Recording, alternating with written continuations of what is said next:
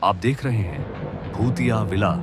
दोस्तों, अगर आप चैनल पर नए हैं तो चैनल को सब्सक्राइब जरूर कर लें और साथ ही वीडियो को लाइक करके नीचे कमेंट बॉक्स में अपनी राय जरूर दें ताकि हम आपके लिए ऐसी ही भूतिया घटना और ला सकें। तो चलिए बढ़ते हैं आज की कहानी की ओर।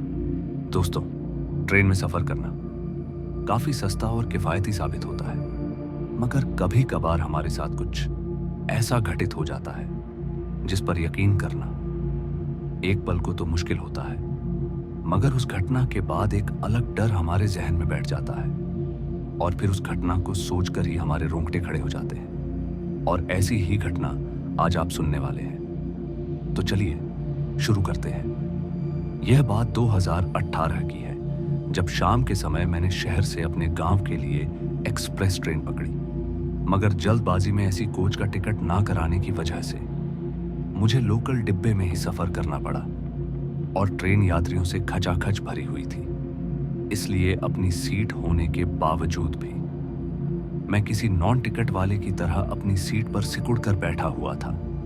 मगर जब रात हुई तो उन अतिरिक्त पैसेंजर्स को सीट छोड़नी ही पड़ी।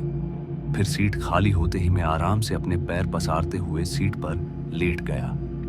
फिर मैंने सोने के लिए अपनी आंखें बंद ही की थी कि मुझे याद आया कि रूहाना स्टेशन से अपने भाई यानी मौसी के लड़के से सामान लेना है। मगर अभी रूहाना स्टेशन आने में काफी वक्त था, लेकिन कुछ देर तो मैं जागता ही रहा। मगर जब मेरी आंख भारी होने लगी तो मैंने सोचा कि थोड़ा सो लेता हूं, फिर स्टेशन आएगा तो उठ जाऊंगा।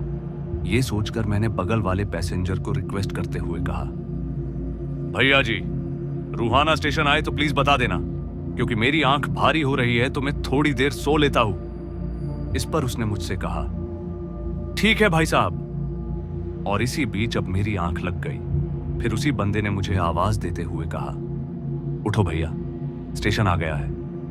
उसकी आवाज कानों में पड़ते ही मैं आंखें मसलते हुए उठा और सीट से उठकर ट्रेन के गेट पर पहुंचा तो देखा कि स्टेशन पर काफी अंधेरा है और साथ ही मेरा भाई भी कहीं नजर नहीं आ रहा था। जब मुझे मेरे मौसी का लड़का कहीं नहीं दिखा तो मैं उसे ढूंढने के लिए ट्रेन से उतरा। फिर मैं आसपास देख ही रहा था कि एक आदमी अपने कंधे पर बैग लटकाए ट्रेन के आखिरी छोर पर खिड़कियों में झांकता हुआ मुझे दिखाई पड़ा, जिसे देखकर मुझे लगा कि यही मेरी मौसी का लड़का है। इसलिए मैं उसे आवाज देते हुए बोला, अरे सुरेंद्र, मैं हूं। मगर शायद वो मेरी आवाज को सुन नहीं पा रहा था, जिस वजह से मैं आवाज देते हुए उसकी ओर बढ़ने लगा। मैं उसे आवाज देते हुए उसके काफी करीब आ गया था, मगर पता नहीं वह फिर भी मेरी ओर देख ही नहीं रहा था और अभी भी ट्रेन के डिब्बे में झांके जा रहा था। तभी मैं उसके करीब पहुंचते ही बोला, अरे भाई, अब तो सुन ले यार, कब से आवाज दे रहा हूं, जल्दी से सामान दे, फिर मैं चलूं। मैंने इतना कहा ही था कि वह एकदम से पलटा और उसके पलटते ही मैं वहीं प्लेटफॉर्म पर नीचे गिर पड़ा। नीचे गिरते ही मेरे हाथ पांव भारी होने लगे और मुंह से आवाज तक नहीं निकल रही थी।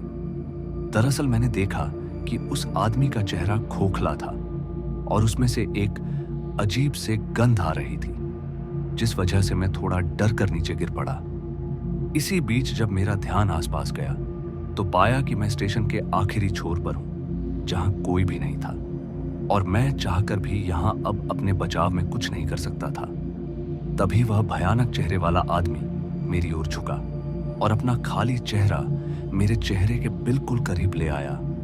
उसके इतने करीब आ जाने के कारण अब मेरे दिल की धड़कनों की रफ्तार इतनी तेज हो गई थी कि मानो मुझे दिल का दौरा आने वाला है। तभी वो आदमी मुझे प्लेटफॉर्म से घसीटते हुए ट्रैक के बीच ले आया और मैं अभी भी कुछ नहीं कर पा रहा था।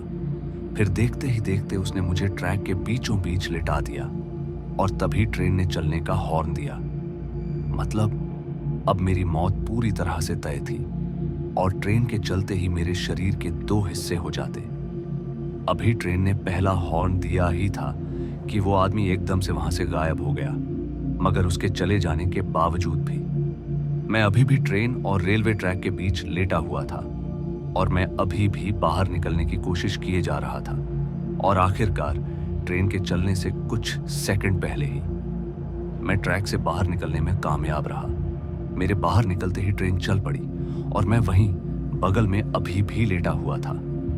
बस फर्क इतना था कि अब मेरे हाथ मेरे कंट्रोल में थे।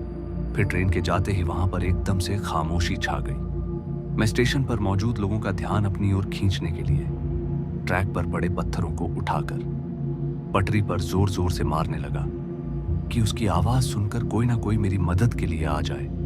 मगर तभी मुझे एक आवाज सुनाई दी। फिर जब मैंने उस आवाज की ओर देखा तो पाया कि वही आदमी अपने हाथों में नुकीले पत्थर लिए मेरी तरफ बढ़े जा रहा है।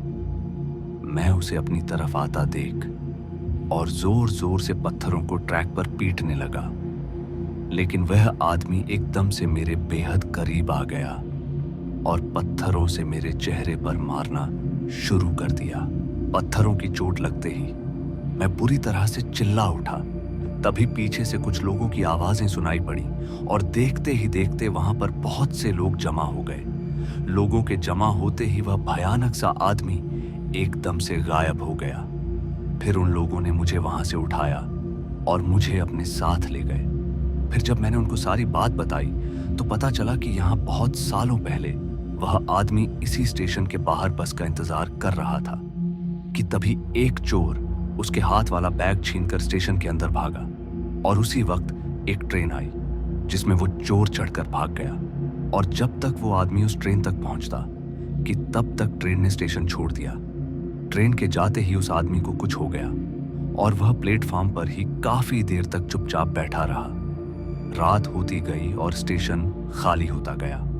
फिर तकरीबन रात के 1 बजे तो स्टेशन पर कुछ लोकल लड़के बगल के जंगल से नशे में बाहर निकले और तभी उनकी नजर उस आदमी के कंधे पर टंगे हुए बैग पर गई। उन सभी लोकल लड़कों ने उस बैग के चक्कर में पहले तो उसे बहुत मारा। फिर जब उस आदमी ने रोते हुए उन लड़कों को गाली दे दी तो उन लड़कों ने बड़े ही बेरहमी से उस आदमी को ट्रैक के बीच ले जाकर उसके चेहरे पर पत्थरों से इस तरह मारा कि उसका चेहरा पूरा खोखला कर दिया। उसे मारने के बाद उन सारे लड़कों ने उसकी लाश को दूसरी पटरी पर आती हुई ट्रेन के आगे फेंक कर वहां से भाग गए। तब से उस आदमी की आत्मा इस स्टेशन पर भटकती हुई नजर आती है, मगर वह किसी को कुछ करता नहीं जब तक उसे कोई छू नहीं लेता। खैर, ये सब जानने के बाद मेरी आंख भर आई, मगर साथ ही दर्द से मेरा सर भी फटा जा रहा था। लेकिन वह रात तो मैंने किसी तरह उस स्टेशन पर गुजार ली और अगली सुबह मैं दूसरी ट्रेन से अपने घर लौट आया। फिर बाद में पता चला कि मौसी ने अपने लड़के को सामान देने से मना कर दिया था क्योंकि वह सामान पूरा तैयार नहीं हुआ था, जिस वजह से मौसी ने कहा भी था उसे कि मुझे फोन करके बता दे। लेकिन रात में अपने दोस्तों के साथ अय्याशी करते हुए भूल गया, मगर उसकी एक भूल के चक्कर में मेरी जान जाते जाते बची। तो दोस्तों, आज की इस कहानी में बस इतना ही, और मैं आपका दोस्त जल्द मिलूंगा एक ऐसी ही और डरावनी कहानी के साथ। धन्यवाद।